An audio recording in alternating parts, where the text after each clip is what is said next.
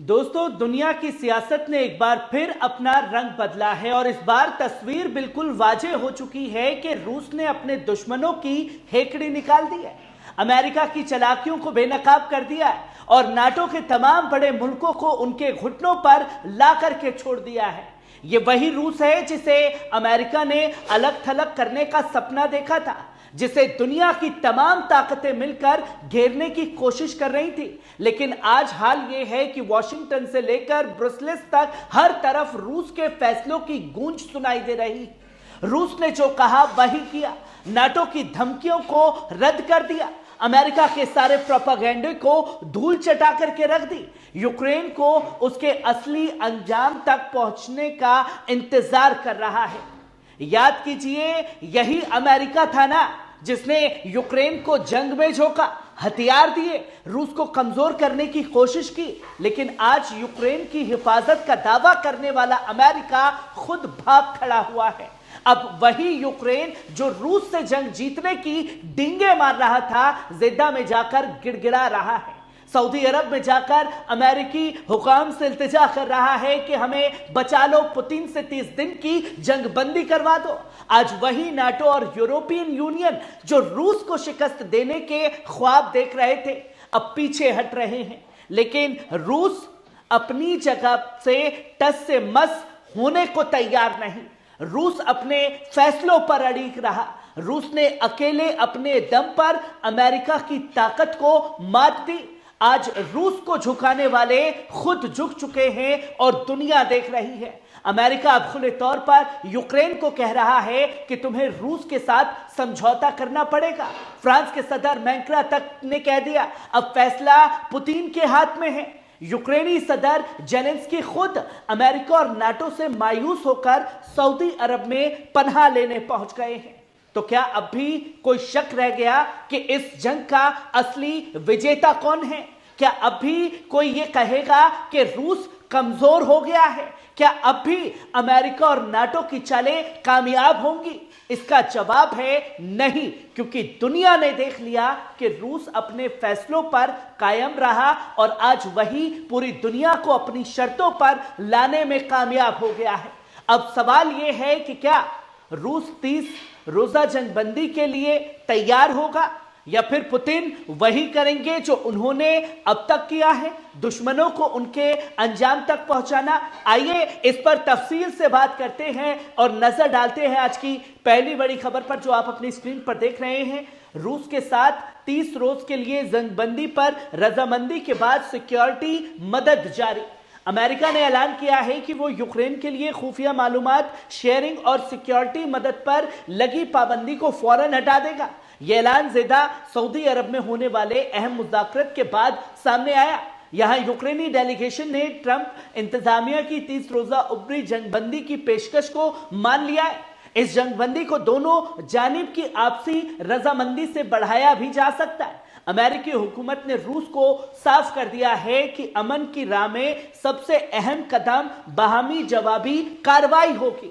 इस मुज़ाकरत में यूक्रेन की माशी हालत को बेहतर बनाने के लिए रेल मिनरल डील पर भी इत्तेफाक हुआ, जिसे जल्द से जल्द मुकम्मल किया जाएगा ताकि यूक्रेन की माशी मजबूती और सिक्योरिटी को यकीनी बनाया जा सके। यूक्रेनी सदर जेलेंस्की इस वक्त सऊदी अरब में अमेरिकी हिमायत तलाश कर रहे हैं, क्योंकि हाल ही में अमेरिका ने ट्रंप से उनकी सख्त तकरार हो चुकी है।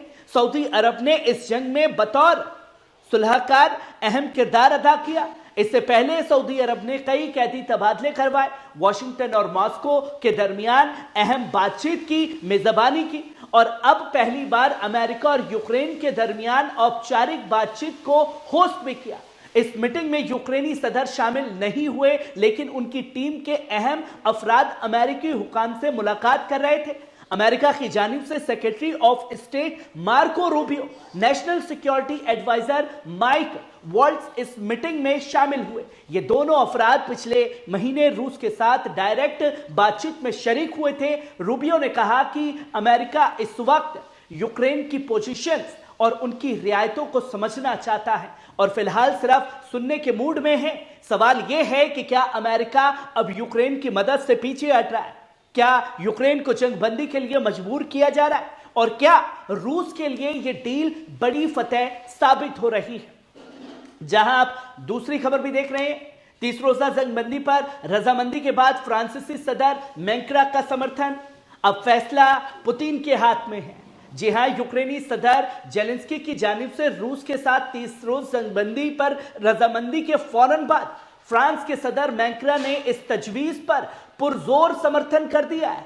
मैक्रॉन ने अपने सोशल मीडिया प्लेटफॉर्म एक्स पर लिखा, मैं जिदा में अमेरिका और यूक्रेन के दरमियान होने वाली बातचीत में हुई तरक्की का खैर मकदम करता हूं, खासतौर पर 30 रोजा जंगबंदी की पेशकश का। उन्होंने यह भी कहा कि अब रूस के हाथ में है सारी गेंद। मैक्रॉन ने यह भी वाजे किया कि फ्रांस और उसके हलीफ यूक्रेन के लिए मजबूत और पायदार अमन के लिए पुरअज़म हैं, जो कि मजबूत सिक्योरिटी जमानतों पर कायम है।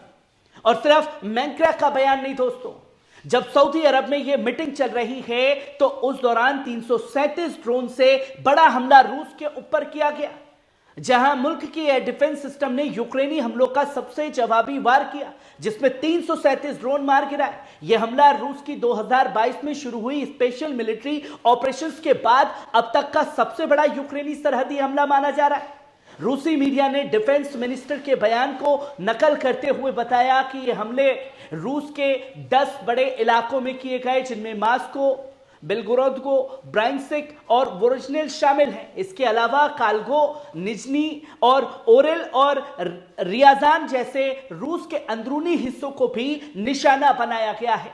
मॉस्को और कुसुर को सबसे ज्यादा टारगेट किया गया है, जहां 200 से ज्यादा ड्रोन दागे गए। मॉस्को के मेयर सरगोई ने कहा कि सिर्फ मॉस्को शहर के ऊपर 70 से ज्यादा ड्रोन मारे गए। मॉस्को के गवर्नर अर्दोई ने बताया कि इस हमले में एक शख्स हलाक और 3 अफराद जख्मी हुए हैं। कई रिहायशी इमारतों को नुकसान पहुंचा है, जबकि एक पार्किंग लॉट में दर्जनों गाड़ियां आग की लपटे में घिर गई। रूसी मीडिया RIA ने एक इमारत का वीडियो जारी किया, जिसमें एक रिहायशी बिल्डिंग के जले हुए हिस्से और उसकी टूटी हुई दीवारों को दिखाया जा सकता है। और इस हमले के बाद रूस के पार्लियामेंट में बड़ी मांग कर दी गई कि यूक्रेन पर ऑर्शनिक मिसाइल दागी जाए। रूस और यूक्रेन के दरमियान जंग के हालात दिन ब दिन संगीन होते जा रहे हैं। ताजा अपडेट के मुताबिक रूसी स्टेट ड्यूमा के एक अहम डिप्टी ने सदर व्लादिमीर पुतिन से मुतालबा किया कि आज यूक्रेन की जानिब से किए गए ड्रोन हमले के जवाब में ऑर्शनिक मिसाइल हमला किया जाए। रूसी पार्लियामेंट के इस बयान के बाद सियासी और फौजी हलकों में हलचल मच गई है। यूक्रेन और रूस के दरमियान पहले से जारी तनाज़ा अब नए मरहले में दाखिल हो सकता है। इस बयान के बाद रूस की हुकूमत का क्या मौकिफ होगा और यूक्रेन किस तरह का जवाब देगा, इस पर सबकी नजरें बनी हुई है दोस्तों। पर यह बात क्लियर हो चुकी है कि किस तरीके से अमेरिका, जो खुद को सुपर पावर की चौधराहट दुनिया भर में दिखाता था, उसकी चौधराहट को कम करने का काम पुतिन ने करके दिखा दिया है। कैसी लगी खबर? कमेंट बॉक्स में आकर के अपनी राय जरूर दीजिएगा। शुक्रिया।